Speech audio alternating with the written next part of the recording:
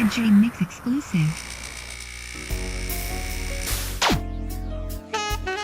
Hello all, it's J-Mix here, and I'd like to welcome all my YouTube subs and viewers to a very special interview with moe-z, MD, President and CEO of Funk House Records. This is the second interview I got to do with moe-z, and this series of interviews is going to focus on the new direction of Funk House Records, the artists that are coming out, and the new projects that we can see in the future.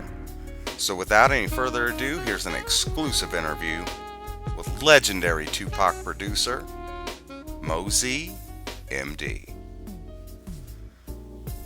I really appreciate you taking the time to do this, man. Oh yeah, absolutely. Wouldn't have missed it. Now, the name moe-z, MD, is it true that Dre gave you that name? Yeah, well, what happened was I started off as moe-z Star, and when I met Dr. Dre, I was like so infatuated with how he was doing and what he was doing, mixing and all that stuff. I was just like, man, felt that energy. I wanted to be a part of it. I was like, I want to be a doctor. And he said, well, moe-z MD did. I was like, oh, I'm rolling with that. And from, I think it was '89 when he told me that. That's when I started with moe-z MD. But anybody from Long Beach, you ask them moe-z Star from back in the day, that's what I used to go by.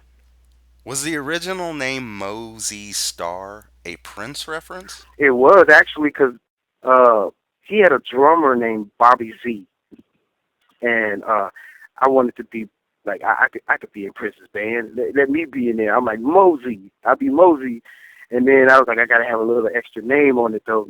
And Prince used to use Jamie Starr whenever he would produce other people to try to like hide from the fact that it was him doing it.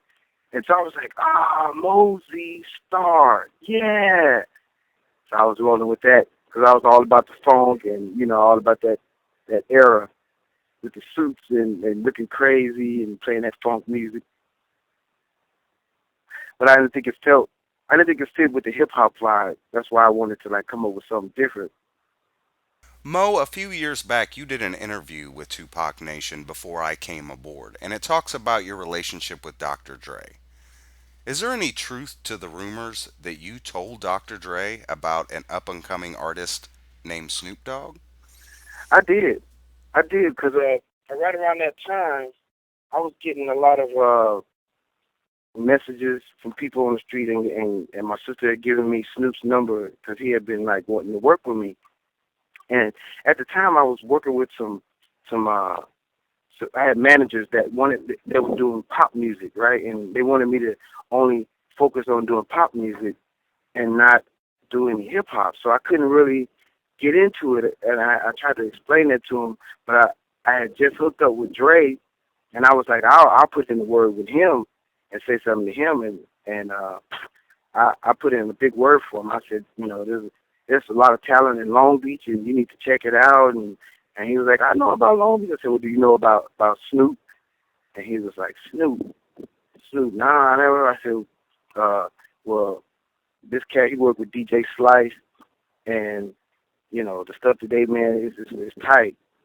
But it wasn't gangster stuff. It was on some like party kind of vibe. So, after I talked to Dre about it, I didn't hear any more about it. I didn't know if he had gone with it or not. I even talked to more people about them and my homeboy Radio, because they was under DJ Slice. He was under DJ Slice as well. And I was going around talking all about them and Keith Clark, and Long Beach got this big movement called a Strong Beach Posse, and we're all a part of it. And, it was just this big thing.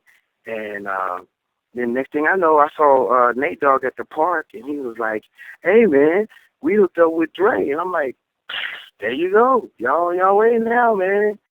Y'all on y'all way, because that dude's going to make y'all some hits. And that was it. I hadn't seen, that was what, 90 or 91, something like that, 90. And from then, I didn't see them until, actually, I take that back. I did see Nate Dogg when I started working with Tupac, because I was supposed to play his mom's wedding, and I was at the rehearsal, And I was telling him, man, I'm working with Tupac now. He was like, man, me and Warren working with Tupac too. And I'm like, for real? I'm like, this album called Thug Life? He's like, yeah, Thug Life. And I'm like, wow, okay. And, yeah, it was just, I had been trying to put the word out for them and a bunch of people.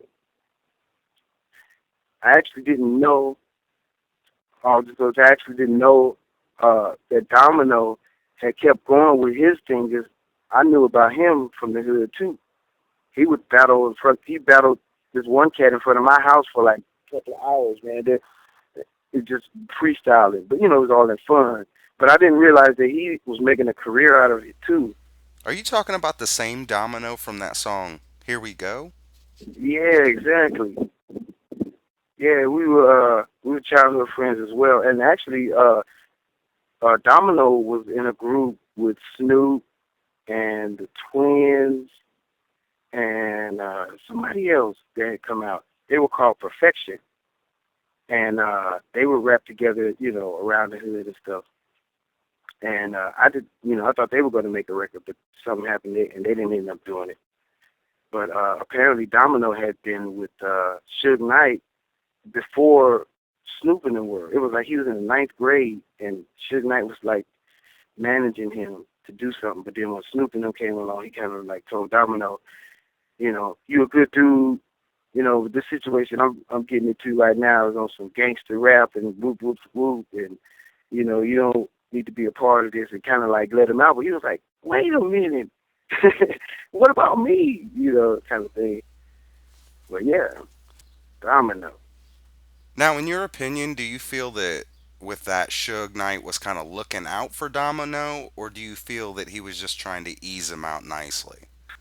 Oh no! From what Domino tell me, he really liked Domino, and he really like, you know, he didn't want him to be in a situation that was going to put him in, you know, any danger or jeopardy or anything like that.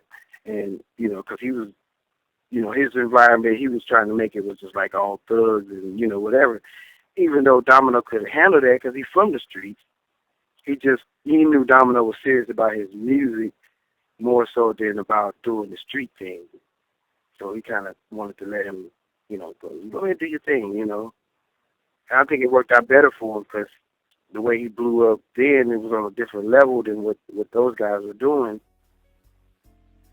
You know, even though he was on that Banging on Wax CD, Domino was on there on the Crip side before he came out with his album. Once again, this is J-Mix here. I'd like to thank all my YouTube subs and viewers for listening. Be sure to keep it locked right here because I got much more with moe-z MD. We're talking about Funk House Records, Embassy Suites, Little Half Dead, Snoop Dogg, and so much more. Shout out to Massey. Until then, keep it funky, and I'll see everybody on the next upload. One love, everybody. A J-Mix exclusive. What up, shut up.